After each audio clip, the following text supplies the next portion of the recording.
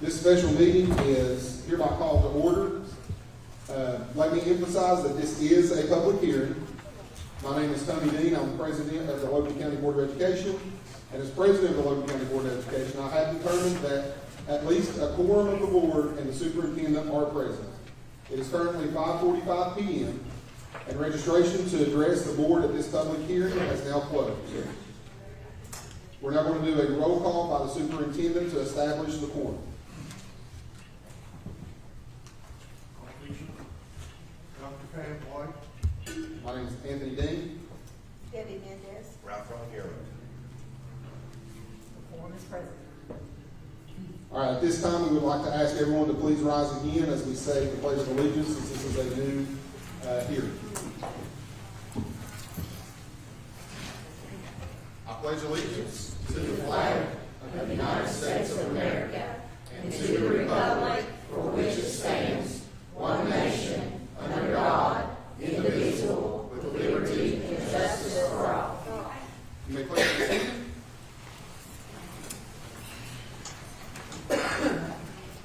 So this hearing is convened in accordance with the terms of West Virginia Code 18-5-13A and State Board of Education Policy 6204 in connection with the proposed closure of Verdunville Elementary School and its consolidation and merger into Omar Elementary School. The statute and state board policy provide that members of the public, 1, have the right to be present, 2, have a right to submit statements and testimony, and 3, have a right to question school officials. Members of the public in the order of sign-in will be allowed to make statements, offer testimony, and ask questions of school officials. A total number of 1 member of the public have indicated their desire to speak statements or testimony or to question school officials. In order to give every speaker fair opportunities to submit statements and testimony and to question school officials, 5 minutes have been allotted for each registered speaker. The responses of school officials to questions will occur after all public statements are completed. No member of the public may present more than once. No member of the public may grant time to another presenter. Did we designate the timekeeper?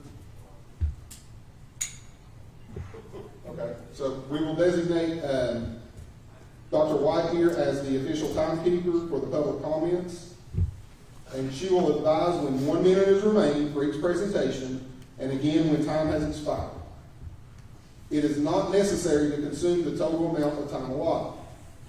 As stated in the public notice of this hearing, written statements and materials will also be given full consideration. Written statements will not be accepted after the meeting is adjourned. At the conclusion of all presentations by members of the public, the superintendent may elect to respond to questions presented or may delegate another school official to respond. There will be no direct debate or dialogue between members of the public and board members or members of the public and school officials. No personal attacks will be tolerated. No decision on the proposed closure will be made tonight. The proposed closure of Verdunville Elementary School and consolidation of its students into Omar Elementary School will be the subject of a Board of Education meeting scheduled for December 2nd, 2025 at 5:30 p.m. To begin, I will ask Superintendent White to provide a summation of the executive summary and impact statement for the proposed closure and consolidation. Following Superintendent White's statement, Mr. Jeffrey Kelly, Assistant Superintendent at the West Virginia Department of Education, will provide a timeline of events related to Verdunville Elementary School's current status. And finally, Leslie Tyree, Legal Counsel, will provide information regarding the content of statements from delegations. And then following that, the delegations will be handled by, from my understanding, Mr. Jeff Kelly, correct? Yes, sir. Okay. So with that, I'll turn the floor over to Superintendent White. Thank you. Good evening, and thank you all for being here tonight. I want to begin by acknowledging the emotions that many of you are feeling. possibility of closing a school is never just a logical decision. It touches lives, memories, and futures. For our students, families, staff, and community members, this school is more than a building. It's a component of your community and life. I want you to know that we see and hear you, and we're well aware of the seriousness of this moment in time. As your superintendent, it is my responsibility to ensure every decision that we make is guided by our commitment to providing high-quality education and equitable opportunities for all students. Unfortunately, we're facing a number of challenges that require us to have this difficult conversation tonight. Our school system has, over the past several years, seen a steady decline in enrollment. Just a few weeks ago, the WVDE released official enrollment counts for the current school year. Logan County Schools has 318 fewer students than this time last year. This equates to roughly a $1.8 million in reduced funding for the county. This impacts our ability to sustain programs and conduct the necessary maintenance to the facilities in our county. Fewer students mean fewer resources, and as we move forward, we need to ensure we're spending our resources in a manner that makes sure quality educational experiences are there for our students and that our facilities are safe. Verdunville Elementary currently has an enrollment of 72 students, which is about 40.9% capacity for the Verdunville building, while Omar Elementary has an enrollment of 115 students and is at 31.1% capacity. Both schools have had declining enrollment over the past few years. The cost of phase 2 of the project at Verdunville is approximately $580,000, coupled with needed upgrades to the building at an estimated $8.4 million. The consolidation of Verdunville and Omar will save the school system approximately $861,000 annually. At the same time, our financial resources have not kept pace with our growing needs of our schools. Rising operational costs, coupled with reduced funding and environmental concerns, have forced us to make difficult choices. Most importantly, we must consider what it means to our students. Our goal is to ensure that every child has access to a safe, supportive, and enriching educational environment. In some cases, consolidated resources may allow us to strengthen academic offerings, enhance our support services, and invest in the schools that remain. This is not a decision we take lightly. We are here tonight to listen, to answer questions, and to engage in transparent, respectful dialogue. Your voices matter, and your input will help guide the path forward. Thank you for your continued partnership and your unwavering commitment to our students.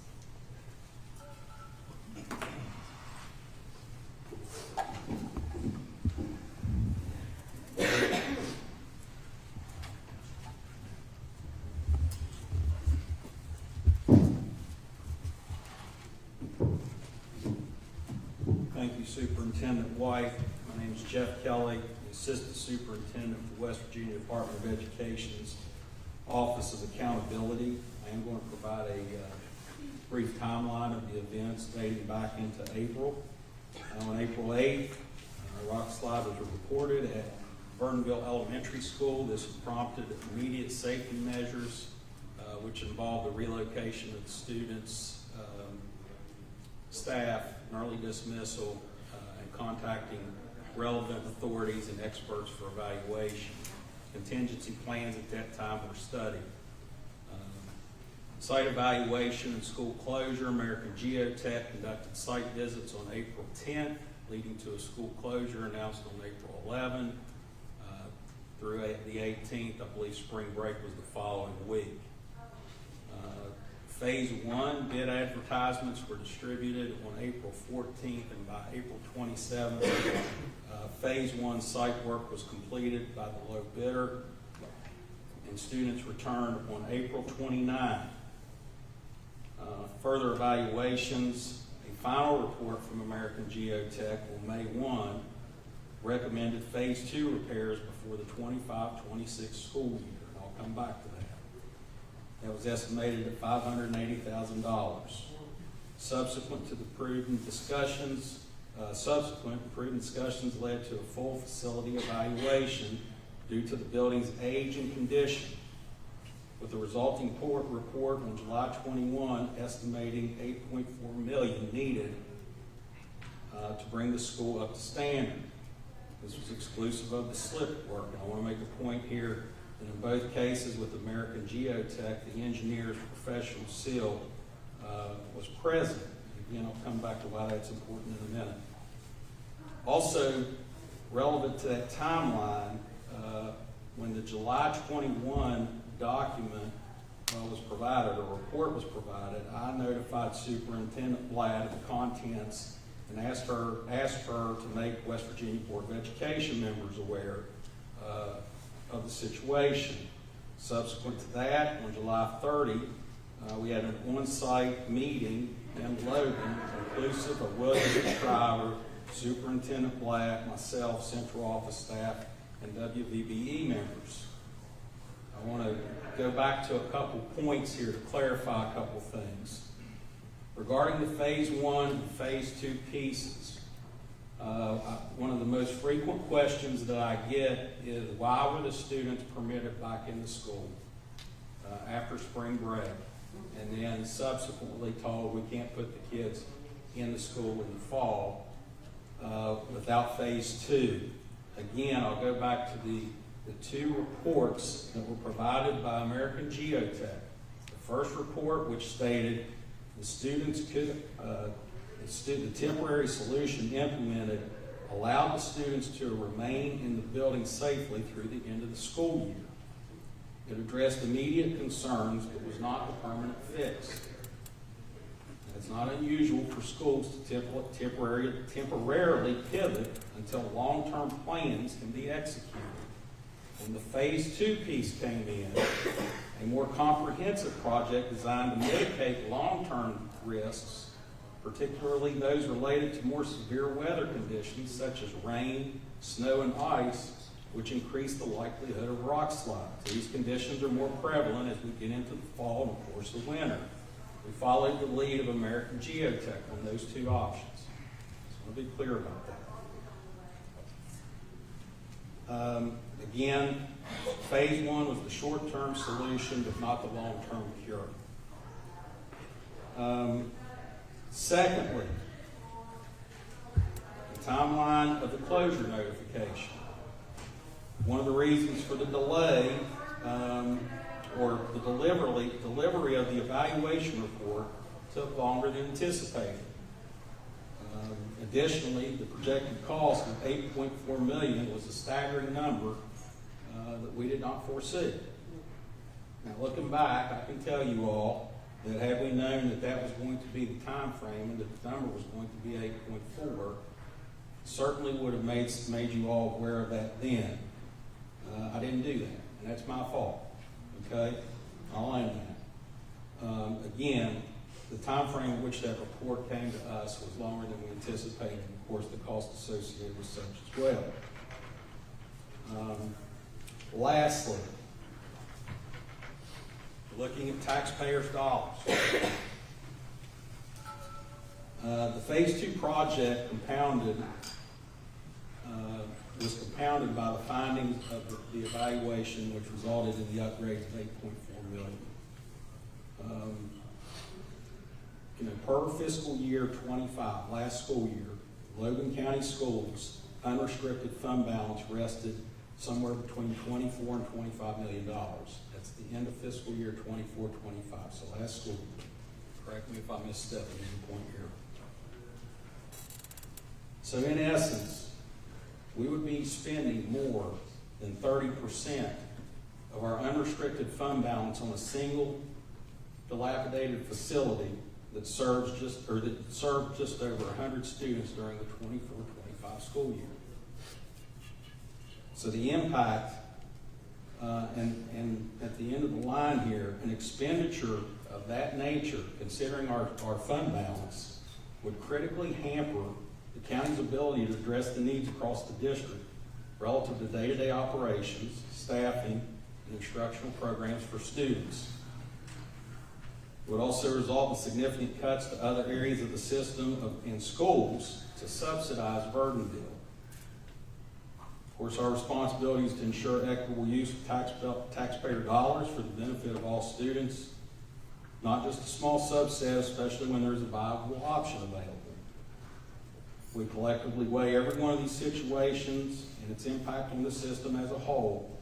And the financial reality makes it difficult to justify a financial investment of that magnitude considering the circumstances. finances. That is the reason for this hearing tonight. And I'll close at that. I will read it again for the next meeting, should new individuals arrive for the second or the third meeting, I'm sorry. So at this time, I'll turn the mic over to Ms. Tyree.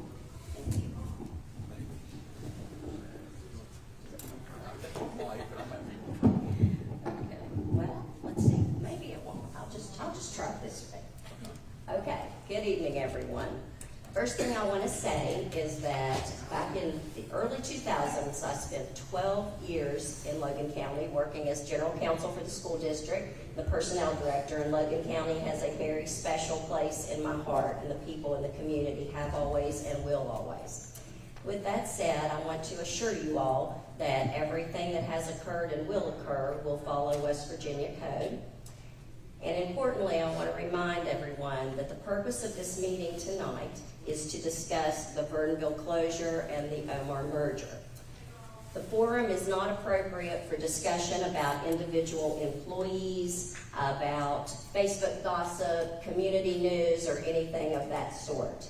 This forum is to discuss the closure of Verdunville Elementary, not individual employees. Now, should anyone choose to disregard my advice, I just want to make sure to advise you that doing so can subject you to legal difficulties for slander, defamation, libel. So please be cautious in your comments tonight. Thank you very much.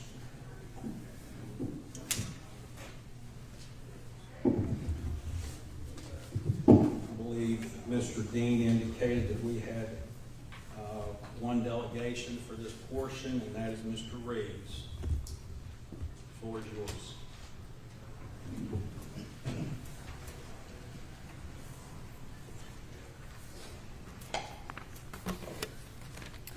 First, I want to, is it not on?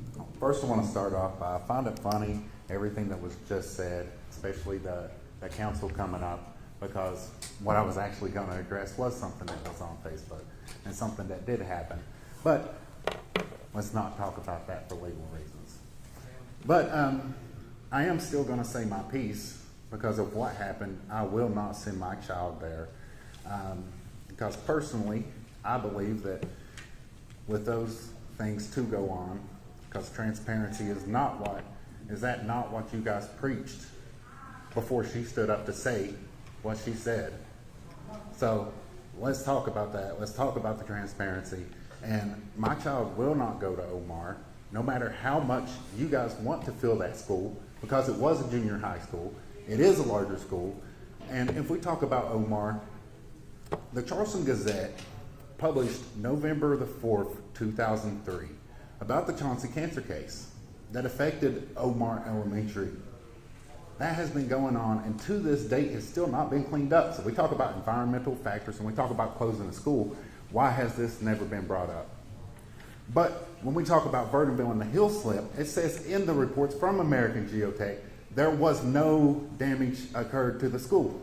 No structural damage, nothing to prompt the further investigation that them two just clearly stated needed to be done. Another thing that they failed to mention is that the engineers that conducted the reports to overinflate the budget up to $8.4 million was Harper Engineering and Aero Engineering. They would never mention them. They only mentioned American Geotech.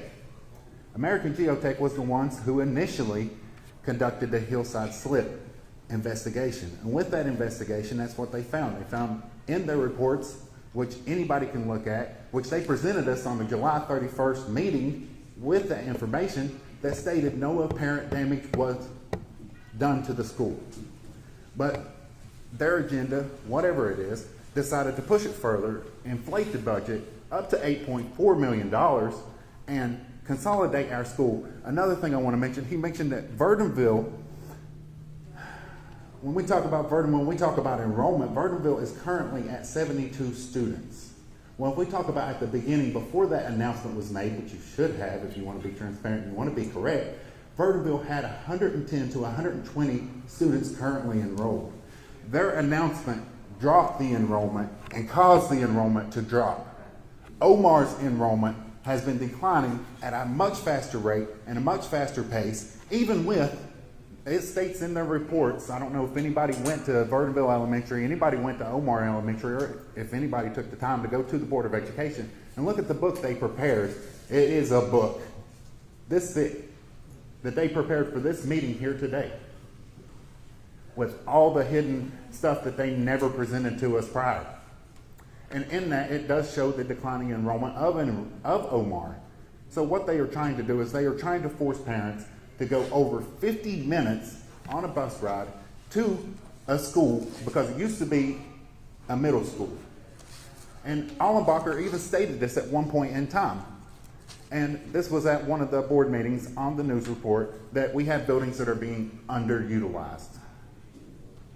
Just because that building's being underutilized doesn't mean you have to create a whole scheme. You have to create a whole plan to put us through all of this. That is ridiculous, that is not transparent, and that it goes against everything that you guys have stated and are stating. Because that's basically all this is a ruse. And I'm going to call it how I see it. I don't care what she says. I don't care what you say. As a veteran, I have my First Amendment right, and I'm going to speak on it.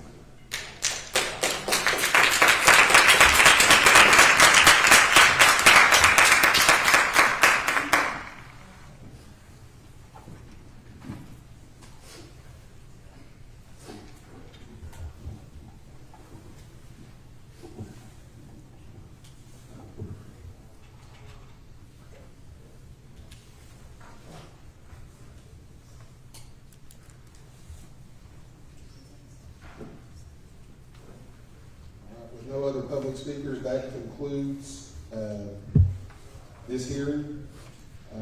Do I have a motion to adjourn? Mr. Keiser, I'll second that. Dr. White, second. All those in favor of adjournment, please indicate by saying aye. Aye. All those opposed indicate by saying no. The ayes have it, 5-0. We are adjourned with this meeting at 6:07 p.m. The next meeting will take place promptly at 6:30 p.m.